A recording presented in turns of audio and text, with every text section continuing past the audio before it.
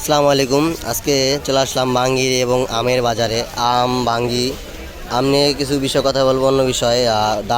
এই বছরে কেন আম আসে না, রমজানের মাসে আম খাবার কথা কিন্তু খেতে পারে না ক্রেতারা। তো এমনি বাঙ্গি রয়েছে, আম রয়েছে। তো বাঙ্গি কত করে?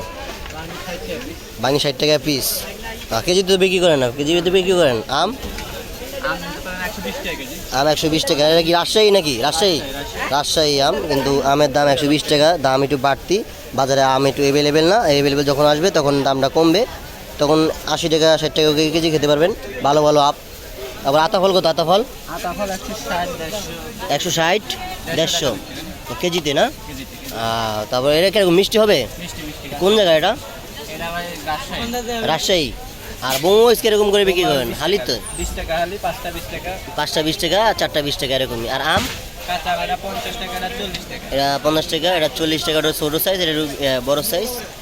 তো এই নিয়ে আজকে ভিডিও করলাম। তো সকলে ভালো থাকবেন এবং বলবেন কীরকম কোনটা দাম বেশি কম, সেটাও আবার আপনারা বলবেন যে কোনটা দাম বেশি নেওয়া হচ্ছে। সেটা নিয়ে আবার একটা ভিডিও করব। সকলে ভালো থাকবেন।